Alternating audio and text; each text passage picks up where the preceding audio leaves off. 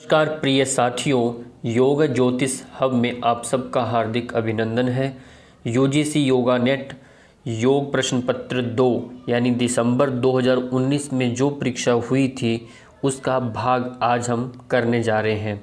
आज का जो पहला प्रश्न है वह ये है, महर्षि पतंजलि के अनुसार क्षणों के किस प्रतियोगी का स्वरूप परिणाम के अंत में समझ आता है।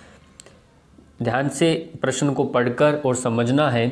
इसमें पूछा गया है कि अनुसार क्षणों का, एक तो क्षणों का और प्रतियोगी, इस शब्द का अर्थ समझना है और परिणाम का अर्थ समझना है। हमारे सामने एक सूत्र आता है पातंजलि योग दर्शन सूत्र में, तीसरा पाद यानी विभूति पाद का 52 नंबर का सूत्र देखिए। वहाँ आता है क्षणक्रमयो संयमाद विवेकजम ज्ञानम। कौन से पाद का? तीसरे अध्याय का 52 नंबर का सूत्र देखिए, उसमें आता है क्षणक्रमयो संयमाद विवेकजम ज्ञानम। यहाँ क्षण और उसके क्रम में संयम करने से, ये जो प्रतियोगी है इसका अर्थ होता है साधक, और परिणाम क्या आता है? वह आता है विवेकजम ज्ञान, यानी काल का छोटा हिस्सा क्षण होता है। एक क्षण के पीछे दूसरा क्षण क्रम चलता रहता है, यही क्रम है। और इस क्रम में संयम करने से परिणाम क्या होता है? विवेक ज्ञान उत्पन्न होता है। तो यहाँ इसका अर्थ आएगा क्रम। ये अपना सही उत्तर है। अगला प्रश्न ये है, सोपक्रमम एवं निरुपक्रम में संयम करने पर किस ज्ञान की प्राप्ति होती है? ये हमें स्पष्ट करना है। ये भी पातंजलि योग सूत्र से ही प्रश्न है। तो वहाँ पर तीसरा अध्याय यानी विभूति पाद का 22 नंबर का सूत्र देखेंगे तो वहाँ आता है सोपक्रमम निरुपक्रमम च कर्म तत्संयमाद परांत ज्ञानम अरिष्टेभ्यो वा। अरिष्टेभ्यो वा जो है वह है अरिष्ट यानी मृत्यु का ज्ञान, अर्थ यहाँ लिया जाता है। अब पहले आपको ये दो बातें समझनी है। जिन कर्मों से मृत्यु की आयु निर्माण होती है वे दो प्रकार के होते हैं। एक होता है सोपक्रमम, दूसरा है निरुपक्रमम। अब सोपक्रम जो है, सोपक्रम उसे बोलते हैं जिनका फल प्रारंभ हो चुका है, जीवन में जिनका फल प्रारंभ हो गया वह सोपक्रमम। निरुपक्रम वह है जिसके फल भोग का आरंभ नहीं हुआ है। दोनों पर संयम करने से यानी मृत्यु के चिन्हों का ज्ञान कर लेता है व्यक्ति। और ये ज्ञान नहीं है, यानी ये ज्ञान जो है ये प्रत्यक्ष ज्ञान नहीं है, केवल एक अनुमान ज्ञान है। यहाँ पर जो इसका सही उत्तर आएगा वह है मृत्यु का ज्ञान, यानी उसके चिन्हों का ज्ञान कर लेता है। इस बात को आप समझिए। यानी मृत्यु के क्षण में व्यक्ति का चेहरे पर आकृति में क्या परिवर्तन आता है, तो ये सब उसको हाव भाव में उसके पता चलने लगता है यदि वह व्यक्ति उसमें संयम करता है। अगला प्रश्न ये है, अजो नित्यः शाश्वतो अयम पुराणो किन ग्रंथों में वर्णित किया गया है? अब यहाँ पर 4 उपनिषद, यहाँ पर पहला है प्रश्नोपनिषद, कठोपनिषद, भगवद गीता है, योग वशिष्ठ है। इनमें से किस में वर्णन किया गया है? अब हमें बताना है। पहला आता है प्रश्नोपनिषद में, तो यहाँ वर्णन नहीं मिलता, इस बात को हमने स्पष्ट किया। यहाँ देखेंगे कठोपनिषद के अंदर नचिकेता ने प्रश्नानुसार पहले आत्मा के स्वरूप का वर्णन करते हैं। वहाँ आता है, ये कठोपनिषद की बात हो रही है, इसमें वर्णन मिलता है। उसमें आप देखेंगे कि न जायते म्रियते वा विपश्चित नान्यम कुतश्चिन्न बभूव कश्चित अजो नित्यः शाश्वतोऽयं पुराणो न हन्यते हन्यमाने शरीरे। ये जो कृष्ण यजुर्वेद से संबंधित कठोपनिषद है, इसका दूसरे अध्याय में जो 3 वल्लियाँ हैं उसमें से लिया गया है। ये दूसरे अध्याय का 18वां नंबर के जो उसमें सूत्र है। यहाँ वाजश्रवा जो पुत्र है नचिकेता और यम के बीच संवाद चल रहा है, ये ध्यान रहिए। और दूसरा हमें मिलता है भगवद गीता के अंदर। भगवद गीता में दूसरे अध्याय का यानी सांख्य योग का 20 नंबर का श्लोक देखेंगे, वहाँ आता है न जायते म्रियते वा कदाचिन्नान्यम भूतवा भविता वा न भूय। जो आगे की जो 2 पंक्तियाँ हैं वह यही है, न हन्यते हन्यमाने शरीरे, जो लास्ट का जो बताया था, अजो नित्य शाश्वतोयम पुराणो। इस तरह से ये 2 ग्रंथों में है और योग वशिष्ठ के अंदर ये हमें नहीं मिलता। इस तरह से आपको श्लोकों को पढ़ना पड़ेगा। खाली हमें कठोपनिषद का किस वेद से संबंधित है, उसमें क्या प्रकरण है, वह तो जानना ही है। अब दिनों दिन क्या होता जा रहा है, आगे आने वाली परीक्षाओं में बहुत आपको अच्छे से उपनिषदों का एक एक श्लोक से उनका अध्ययन करना पड़ेगा, जिससे आपको वहाँ की शब्दावली, उसमें किस भाषा का प्रयोग किया गया है, किन शब्दों का चयन करके बात को कैसे रखा गया, उन सब का बारे में पूछा जाता है। अगला प्रश्न ये है, हठ योग प्रदीपिका के अनुसार उस क्रिया का नाम बताइए जिसे गोपनीय कहा गया है। हठ योग जो प्रदीपिका के अंदर वह जो पुस्तक है वह स्वामी स्वात्माराम जी के द्वारा रचित जो ग्रंथ है हठ योग प्रदीपिका, तो इसमें षटकर्म जो है वह दूसरे अध्याय में बताया गया है और उसमें 32 नंबर का आप श्लोक देखेंगे तो वहाँ आता है मोचनम नेत्र रोगानाम तंद्रादीनाम कपाटकम यत्नस्तत्र त्राटकम गोप्यम तथा हाटकपेटकम। यानी त्राटक जो है इसे गोपनीय रखने की बात कही गई है। इस तरह से आपका ये पूरा श्लोक के अंदर ये बात स्पष्ट हो गई है। अगला जो प्रश्न है वह ये है, प्रश्नोपनिषद में प्राण की तुलना किस से की गई है। प्रश्नोपनिषद जो है ये एकमात्र उपनिषद अथर्ववेद से है और प्राण की तुलना यहाँ पर आदित्य से की गई है, यानी आदित्य से यहाँ पर तुलना की गई है। और प्रश्न उपनिषद यानी इसमें 6 प्रकार के प्रश्न पूछे जाते हैं, यानी षट उपनिषद भी बोलते हैं इसमें। और इसमें आप देखेंगे तीसरे नंबर का जो प्रश्न है उसमें 8वें नंबर का जो गद्य आता है उसमें आदित्यो है वही ब्रह्म प्राण, ऐसा इस तरह से वहाँ पर विचार मिलता है, यानी आदित्य ही ब्रह्म है और प्राण है, प्राण की तुलना आदित्य से की गई है। ये बात स्पष्ट रखिए। चंद्र पृथ्वी जल ये तीनों ये क्या है, गलत है। अगला प्रश्न ये है, मानव शरीर में वक्षीय कशेरुका कितनी है।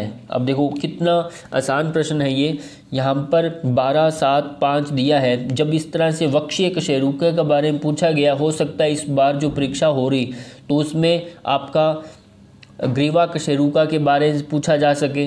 तो मैं आपको पहले से क्रम से बताता हूँ। पहला जो हमारे ऊपर ये क्रम रहेगा तो सबसे पहले सर्वाइकल जो ग्रेव रहती है, वर्टिब्री रहती है, उसमें आपकी 7 प्रकार की कशेरुकाएँ रहती हैं। दूसरा थोरेसिक वक्षीय जो में बोलते हैं उसमें 12 प्रकार की कशेरुकाएँ हमें मिलती है। तीसरे में यानी लंबर जो कटी प्रदेश पर जो कशेरुकाएँ हैं वह 5 होती हैं।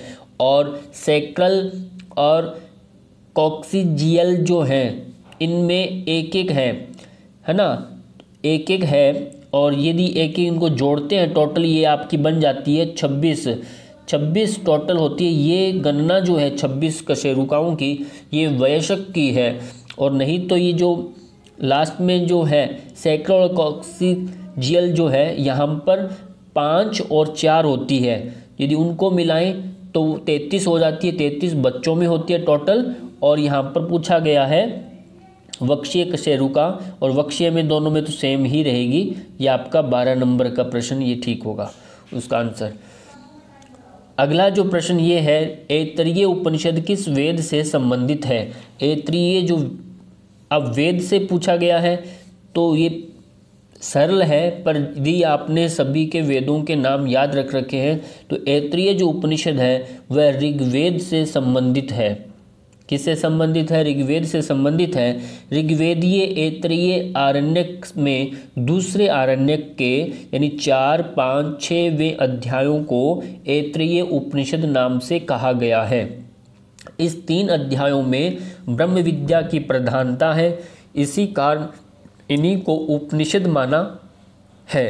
बहुत ही स्पष्ट है और इसको अच्छे से आप याद रखिए। अगला जो प्रश्न है ये सूचियों को सुमेलित करना है और इसके अंदर एक तरफ जो सूची दी गई है वह ये है कि आपके सभी ये योग ऋषियों के नाम हैं और दूसरी तरफ इनके स्थान है, तो आपने मैच करना है इसमें। पहला है स्वामी विवेकानंद। स्वामी विवेकानंद जी का जो जन्म स्थान है यानी वो कहाँ के हैं वह आपका आता है कोलकाता के साथ उनका संबंध है। और जब स्वामी शिवानंद सरस्वती का जो संबंध है वह है आपका ऋषिकेश में, जब जाएंगे देखेंगे स्वामी शिवानंद का आपको वहाँ पर आश्रम मिलेगा, योग उनका एक गुरुकुल टाइम में मिलेगा। श्री टी कृष्णम आचार्यम का जो संबंध है वह मैसूर से है और पंडित श्री राम आचार्य शर्मा का जो संबंध है वह हरिद्वार से है। इस तरह से आपको इन ऋषियों के जो योगियों के स्थान विशेष का भी ज्ञान रखना होगा। अगला जो प्रश्न है वह बहुत ही, ये भी उपनिषद से संबंधित है, महत्वपूर्ण है। यहाँ पूछा है वर्ण, स्वर, मात्रा, बल, शाम और संधि ये सब शिक्षकों की सार वस्तुएं हैं, यानी शिक्षकों ने शिक्षा की सार वस्तुएं हैं। ये कथन किस उपनिषद का है? यहाँ ये कथन मांडुक्य का नहीं है, ऐत्रेय का नहीं है और ये आता है तैत्तिरीय उपनिषद और बृहद का नहीं है। तैत्तिरीय उपनिषद में कैसे है मैं आपको स्पष्ट कर देता हूँ। तैत्तिरीय उपनिषद जो है ये कृष्ण यजुर्वेद से संबंधित है और इसमें 3 प्रकार की वलियाँ हैं। टोटल कितनी वलियाँ हैं? 3। पहली है शिक्षावल्ली, दूसरी है ब्रह्मानंद वल्ली और फिर है भृगुवल्ली। जो शिक्षावल्ली जो है उस शिक्षावल्ली के द्वितीय अनुवाक में आता है, क्या आता है वहाँ पर? इसका वर्णन वहाँ लिखा है शिक्षाम व्याख्याश्याम वर्ण स्वर मात्रा बलम साम संतान इत्युक्त शिक्षाध्याय। यह आपका द्वितीय अनुवाक में वर्णन इसका मिलता है, वर्ण, स्वर, मात्रा, बल, साम और संधि। इस तरह से आपको इनका स्पष्टता से समझिए। आज का जो अंतिम प्रश्न वह ये है, वयस्कों में विटामिन डी की कमी के कारण कौन सा रोग होता है? अब आपको इनमें से ऑप्शन बताना है, तो वो कौन सा रोग होता है वह सबसे इसमें आता है। पहला केराटोमलेशिया, ये रोग जो है ये वयस्कों में होता है कि नहीं होता, इसको हम समझेंगे। इसमें होता क्या है केराटोमलेशिया में? इसमें रक्त वाहिनियाँ जो होती हैं हमारी वह पूरे कॉर्निया जो को घेर लेती है। जो कॉर्निया जो अपनी आइज़ का जो हिस्सा है उस कॉर्निया को घेर लेती हैं, जिससे आंखें लाल हो जाती हैं। कॉर्निया के जो अपारदर्शी हो जाने के कारण अंधापन आ जाता है। अब ये स्पष्ट हो गया कि ये पहला जो केराटोमलेशिया जो है ये हड्डी से विटामिन डी से संबंधित नहीं है। अगला जो प्रश्न है, प्रश्न क्या? ऑस्टियोमलेशिया यानी इसमें वयस्कों में ये है, वयस्कों की बात जो ये वाला ऑस्टियोमलेशिया जो है ना ये है वयस्कों में। इसमें अस्थियां कोमल व कमज़ोर होकर जल्दी टूटने लगती है, पहला तो इसका प्रभाव। दूसरा इसका है रीढ़ की हड्डी मुड़ जाती है और कुबड़ निकल जाता है। तीसरा टांगों और कमर की अस्थियों में दर्द रहता है। चौथा गर्भावस्था में श्रोणी मेखला यानी आपकी कमर के आसपास का जो हिस्सा संकुचित होने से प्रसव यानी डिलीवरी में परेशानी होती है। तो ये बिल्कुल सही है, इसमें विटामिन डी की जो आता है। और अगला जो है रिकेटस जो है ये है तो विटामिन डी की कमी का, पर इसमें ये बच्चों में हड्डियों का नरम और कमज़ोर होना कहलाता है। यहाँ वयस्कों की बात कही गई है तो ये वयस्क नहीं है, तो इसलिए ये रिकेटस वाला भी गलत हो जाएगा। तो ऑस्टियोपोरोसिस जो है ये भी वैसे विटामिन डी का है, परंतु ये ऑस्टियोपोरोसिस ये वृद्धावस्था में कैल्शियम की कमी के कारण पाया जाता रोग है। ये वृद्धावस्था का है, ओल्ड एज के लिए है। और इसमें अस्थियों में से कैल्शियम निकलकर रक्त में जाने लगता है। एक बात ध्यान रखना, ये कैल्शियम जो है अस्थियों से निकलकर रक्त में यानी खून में जाने लगता है, इसलिए अस्थियां छिद्रमयी और भुरभुरी हो जाती है। ये प्रौढ़ अवस्था यानी बुढ़ापे में, वृद्धावस्था में ये रोग लगता है। तो इसका सही जो उत्तर है वो ऑस्टियोमलेशिया यानी 2 नंबर वाला ये ऑप्शन बिल्कुल सही है। इस तरह से आज आपका पूरा एक छोटा सा हमारा एक विश्लेषण यानी इन एक एक प्रश्नों का हमने किया।